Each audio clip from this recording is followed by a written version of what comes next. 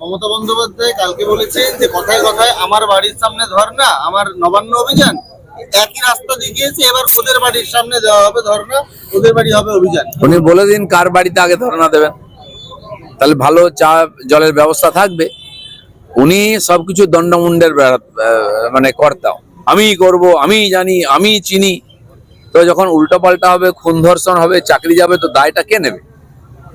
আপনার সরকার কিছু করছে না, আপনি সব দায়িত্ব নিয়ে বসে আছেন, আপনি ডিসিশন নেবেন না, লোক বারে বারে কোর্টে যাচ্ছে, তো শেষ পর্যন্ত আপনাকে তো শুনতে হবে তাদের দুঃখের কথা, তাই আপনার বাড়ির সামনে লোকে আসছে। 21-এর মঞ্চে পেহেলগাঁও আবেগ, কেন পাকে অধিকৃত কাশ্মীর দখল করা গেল না? আপনারা কিসের হিন্দু? আপনাকে কন্ট্রোল করছে মার্কিন প্রেসিডেন্ট।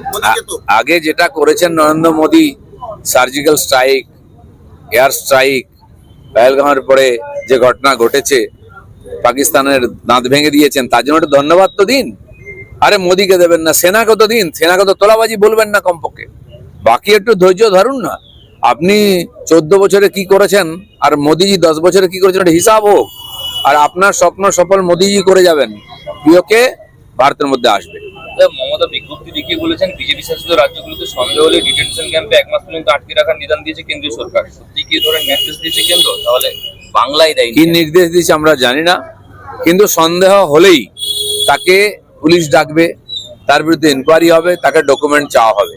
সেই জন্য টিএমসির নেতারা যারা বাংলার বাইরে যান, তারা যেন খুব সাবধানে যান ডকুমেন্ট নিয়ে, নাহলে কিন্তু 1 মাস আটকে থাকতে হবে ওখানে।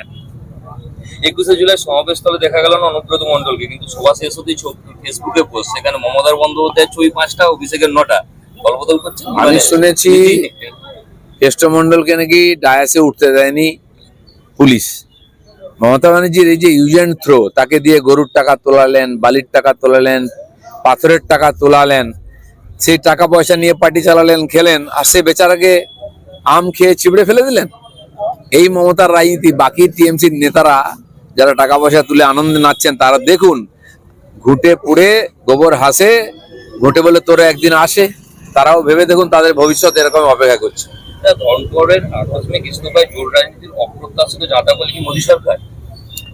জানি না ভাই, দিল্লিতে ঘটনা ঘটছে, ধীরে ধীরে প্রকাশ হবে কেন দিয়েছেন। জোট রাজনীতির দায়বদ্ধতা এবার কি নিজের প্রার্থী দাঁড় করাতে পারবে বিজেপি?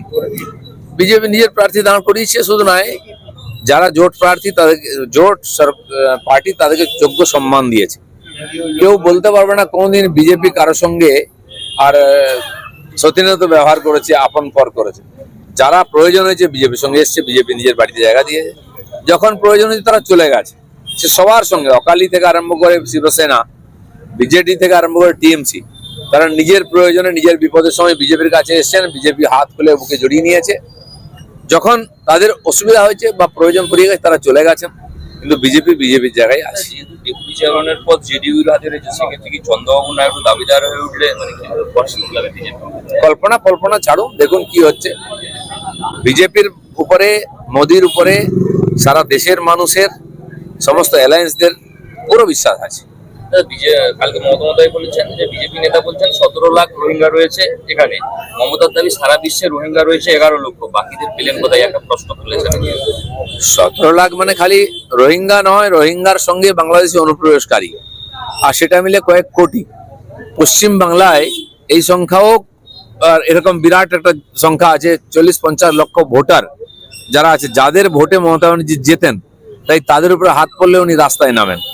আর এটা ধীরে ধীরে বাড়বে, সবাই এখানে ধীরে ধীরে চলে আসবে। এই 50-60 লক্ষ বা 1 কোটি লোক যদি ভারতবর্ষের থেকে বাংলাদেশিরা বিতাড়িত হয়ে পশ্চিমবাংলায় ডেরা নেয়, তাহলে এখানকার বাঙালিরা কোথায় যাবেন?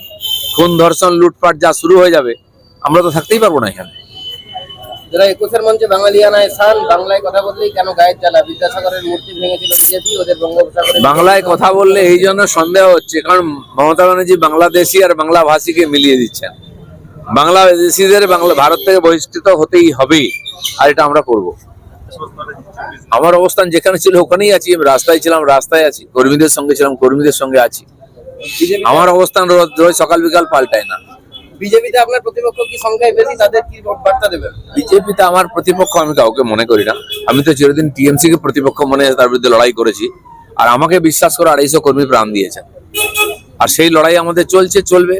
এ যদি আমাকে প্রতিপক্ষ মনে করে সেটা তার দায়, আমার নয়। শুভেন্দু অধিকারীর উত্তরকন্যা অভিযানে তো খুব বেশি সাড়া মেলেনি, আপনার কি বক্তব্য? আমি বলতে পারবো না, আমি উত্তরবঙ্গ যাইনি, কি প্রোগ্রাম হচ্ছে না হয়েছে। আমি মেদিনীপুরে ছিলাম আমার জেলার কর্মীদের সঙ্গে, আর সেটা আপনারা দেখেছেন।